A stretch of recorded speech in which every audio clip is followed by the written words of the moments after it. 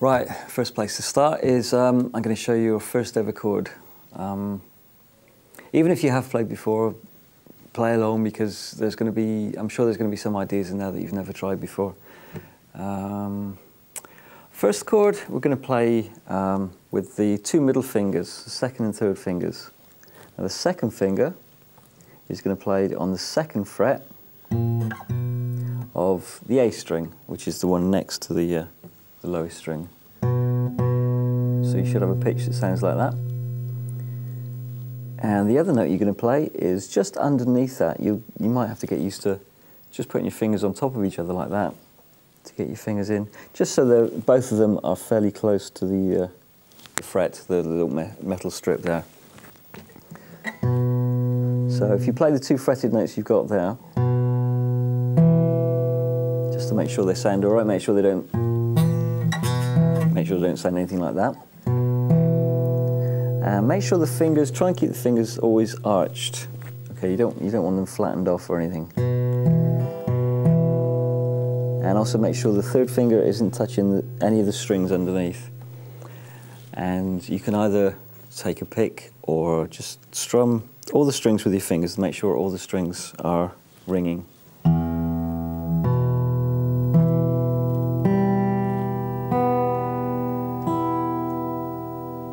Okay, that's your first chord, E minor. What a fantastic sounding chord that is.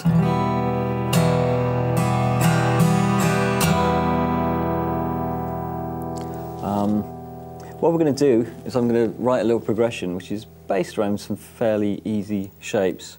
So I'll just show you one or two shapes first and then we'll work on some strumming patterns as well. So that's going to be your first chord shape. The second one is you move this whole shape up to the next frets, but swap over this third finger for this first one just there. So the notes you have now, that's the third fret on the A string, so that's actually a C at the moment.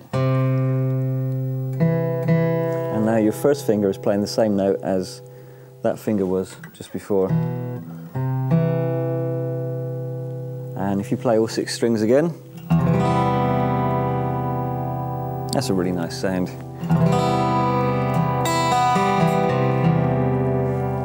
And this is one of those great movable shapes. So you take this chord shape and you can just slide it up 2 frets.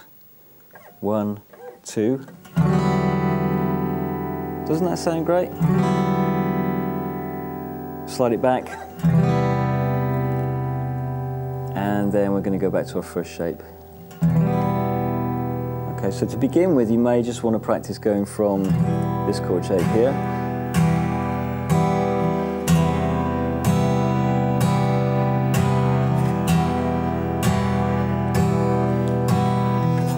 Just all downstrokes. For this chord, sometimes you may not want to hear that bottom E string, so you can just move your thumb over ever so slightly just to mute it. There you go. So now, that string's just slightly dead there. You notice where the thumb is as well. The thumb is always behind the second finger. Pretty much anything that you play on guitar, the thumb lives behind the second finger. If you were holding a book, for example, in your hand like that, the thumb would be directly over the second finger, actually supporting the hand, and that's exactly the position you want when you're playing the guitar here. So wherever the second finger is, the thumb is right behind it. So what I'm going to try and do now, I'm going to string those 3 chord shapes together. I'm going to have 4 strums on that.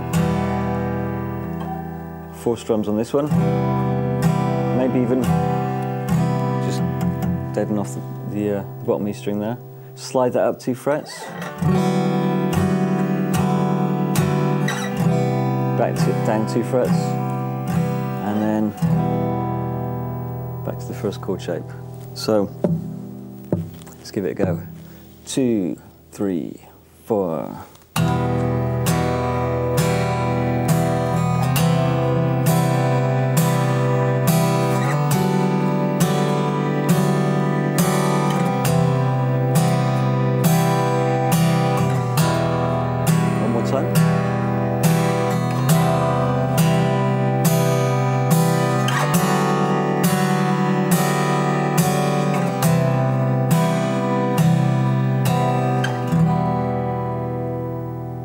Okay, so far that's not really too difficult. You probably find, don't be afraid if you've got little grooves in your fingertips. I get exactly the same thing. It's perfectly normal. It will take weeks before the skin develops so it's hard enough so it doesn't actually hurt anymore, but you still get the occasional little groove in there. So don't worry, this is all part of the painful process of learning how to play guitar. Okay, so we've got those 3 chord shapes together. Let's have a look at the picking hand now, see if we can make it a bit more interesting. You may have noticed when we were doing that, although I was only hitting the what they call crotchets, essentially. If someone was counting in a tune, you go 1, 2, 3, 4. They count the crotchets, and that's essentially what I was picking there. 1, 2, 3, 4, 1. But instead of just going 1, 2, 3, 4, it's actually more difficult to keep time when you're doing that really slowly like that. So what I generally do with the right hand is I would double up the rhythm, just to help the timing wise. So even though I'm just going, still hitting the crotchets, I'm actually bouncing the hand up twice as fast.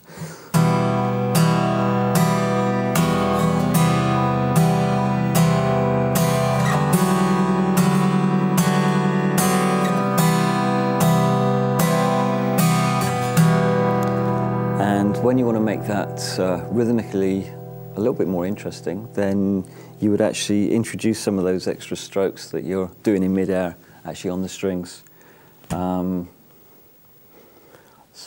Just trying to think of a nice rhythm. Let's try this. Okay, this is going to be fairly easy. We're going to start with crotchets, and then... Okay, so I'll just slow that down a little bit. So it's down, down, down, up, down, up. Down, down, down, up, down, up. Okay, now if we try that with each of the chords, I'll show you what it sounds like. 2, 3, 4.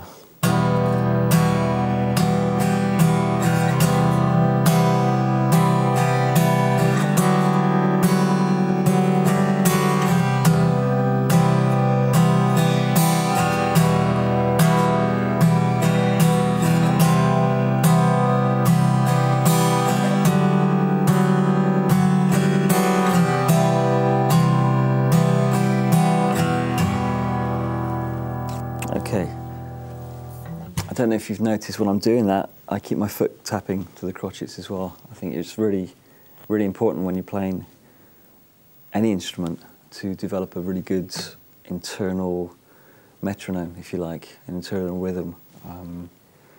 I've never practiced with metronomes. I know as a teacher, I teach at a school and I say practice with a metronome, but I know that it's actually one of the most boring things in the world. And I think it's more important to actually build up your own internal rhythm, or at least just play with a drummer or a rhythm track or something that's got a bit of a groove to it.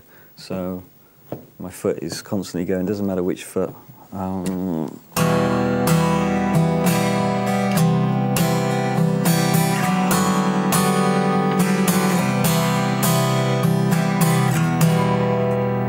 what that does, that just helps you have a rhythmic flow through everything that you play. So that's the end of this first section.